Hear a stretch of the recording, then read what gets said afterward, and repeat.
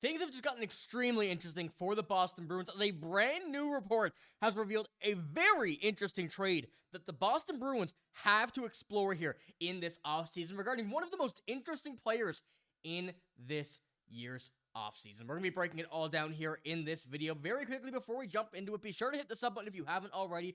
We are on the road to 7K, and we notice that just over 75% of you guys watching right now are not hitting that sub button. Would help us out greatly, and we appreciate all of your support here on the channel. But let's get into this video. A very interesting report has come out from a New York Rangers source detailing that there could be a very interesting trade happening with the Boston Bruins and New York Rangers, and Bruins fans have a right to be hyped about this. And before I get into it, blink your eyes, look at this. This is a real report from the Rangers. Now, let's get straight into it. The Bruins acquire Mika Zibanejad and a second-round pick in exchange for Casey Middlestat. Yes, you are reading this right. Looking at this trade now, looking at it on paper, looking at the way that we've been able to see these, players and assets kind of work together here in the respective teams is something that the Bruins need to jump on. We're looking at Mika Zibanejad, a player who has been so good for the past few years, a centerman, someone who is under contract, someone who's been able to prove themselves in the NHL that they are a top player in this league in exchange for someone who you never really know what's going to happen to. Now, this is all, looking at this is all what we're seeing in the offseason. Moves about Mika Zibanejad. The Bruins trying to get a center. It plays out very, very well. And we're going to jump into how things like this managed to work out. This comes from foreverblueshirts.com, a New York Rangers website, and saying you can read the tea leaves as much as you want, but the only thing that we know for sure is that Mika Zibanejad sold his townhouse on West 12th Street in the West Village this week, per Crane's New York business. Now, when all this came out, we heard, oh my god, Mika Zibanejad is not coming back to this team. He's planning on leaving. He's planning to leave in the shadows of darkness. And now all of the speculation has come down to reports about Mika Zibanejad being traded. And we know the Boston Bruins are a team looking to add. They're looking to add down the middle. They're looking to add forwards. And it's been proven that they need centermen throughout this season with all the injuries they've had, with Matt Poitras's injury in the past, with Elias Lindholm not playing up to the level that they had hoped when they had signed him this year.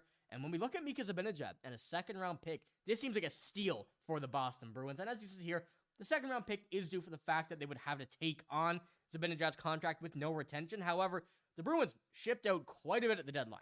This is a contract that works for them. There's no doubt about that in my mind. And while this is less of a cap dump, the Bruins would have a first-line center in Zibanejad who could play alongside David Pastrnak, because this is what this report is saying here. And absolutely, you put him alongside David Pastrnak, you put them along with Morgan Geekie, that line could be one of the best lines in the NHL. But when you're looking at the contract of Mika Zibanejad, when you're looking at him as a player, as, the money on the paper, I guess we could say in this terms, when you're looking at him being able to fit down the middle here, there's a big bit of money, I guess we could say, down the middle. If Mika Zibanejad's $8.7 million contract comes in here, with Elias Lindholm's $7.7, Pavel Zacha's $4.7, and assuming Middlestat's gone, that removes that $6 million there, but it goes to show that this team, with Morgan Geekie's new contract, are looking to spend some money, and looking at Mika Zibanejad's 8.5, not 8.7, for 5 more years. This contract definitely does seem like a lot of money on the surface, but when we look at this next contract, or this contract with the next coming years, the cap going up, the salary cap going up for about $4 to $5 million a year is what we're looking at right now, and we know that this growth is going to continue. It's been projected to continue, and making this contract in a few years look like a steal, and that's where the Bruins really need to swoop in and take this as a future asset while also helping out now. And we know the Bruins are looking to add. You go and get a guy like Mika Zibanejad, they don't come along every day, and you have him in here listed as a depth center on the third line here for the New York Rangers. And of course, when you go back to this, Vincent Trocheck, JT Miller, they do have some great centermen, and it really goes to show that Mika Zibanejad certainly looks like he is going to be shipped out of New York here in this offseason. And when you're looking at $8.5 million contract with the cap space going up and putting that in comparison with the wild lines here as we look at it, Elias Lindholm's contract, David Pastrnak's contract, Morgan Geekie's next contract, all of these ones that are a bit expensive right now, in a couple years will be much better looking and give the Bruins a lot more of a freed up cap space, a lot more options, a lot more room to be able to make these extra moves. And when you're looking to add a center, as the Bruins are here in this year, and when you're looking at the crowd and the group that are available in free agency this year or via trade, you do get a much better option for a bit of more expensive price, and you're not going to go out and shop as much as you likely would have, but it gives them a much bigger boost in this year, assuming that we're going to be bringing up a lot of younger players this year, assuming that a lot of these younger guys are going to be earning spots in this lineup, as we've been able to see that Don Sweeney say that they're not going to be given. They have to earn them. It makes a lot of sense when it does come down to it. And when we're looking at Mika Zibanejad here, his season this year, let's just say it wasn't as great as what he has been in the past. 32 years old as of a few days ago or a month ago, so happy belated birthday, Mika Zibanejad. But at 6'2", playing nearly 20 minutes time on ice, and he did go through quite a few lines this year on the NHL level with the Rangers, and it goes to show, we saw that this year with the Boston Bruins as well, that if you're not in a consistent line, you will not be able to get your chemistry going, and ultimately not play what the level you wanted to. But at 62 points in 82 games this year, he has not been a bad center, and especially playing depth for quite a bit of this year, and putting him into a role that he's been able to be in the past few years as a number 1, number 2 center, we can see him bounce back to that level that he was. I'm pairing him with David Pastrnak. You can put anybody with David Pastrnak, and Morgan Geekie this year as well, pairing him with him.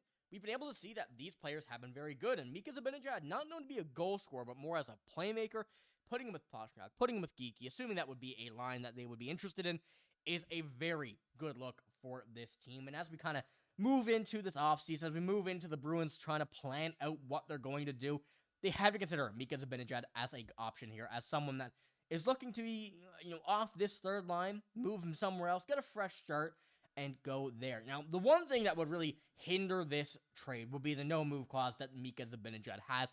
He's stated that he's wanted to stay with this team, but if things kind of go south, if management in this team still kind of, decides to make some interesting decisions that not what the team agrees with, there is a trade that is widely open with the Boston Bruins. As long as the Boston Bruins are interested in this, and I can't see why they wouldn't, things look to be very, very interesting. And like I said, as we kind of go back to Mika Zibanejad's previous stats, never had a 100-point season, but when we go to a 91-point, a 72-point, 62-point this year, 81 a couple years ago, he's been very consistent at that, point-per-game level nearly, and he's been a very, very good playmaker, and also it's been proven that he can score goals. His 30-goal season, 41, 39, and, the assist has been always exactly what we've wanted to see from any other team standpoint, and has been a playoff player. Don't mind that.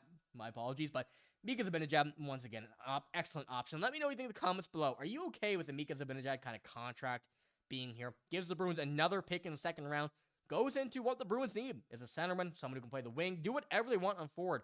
And look at him as an available option for this team. And let me know what you think. 8.5, 5 more years left on this contract. We'll be 37 when he expires, but obviously, the cap will be up a lot by then. Contract will not be looking like an 8.5, or more like a $5 million contract maybe. So let me know what you think in the comments below about Mika Zibanejad. That's all I got in this video. If you did enjoy, give it a like, hit the sub button as well. And remember, we're almost at 7K subscribers. So if you haven't hit the sub button and you're at this point in the video right now, be sure to do so. It's free and you can unsubscribe whenever you want. But that's all I got in this video. Like I said, if you did enjoy, give a like, hit the sub button. But I'm signing out. Thank you for watching. Hope you have a great day. See you later.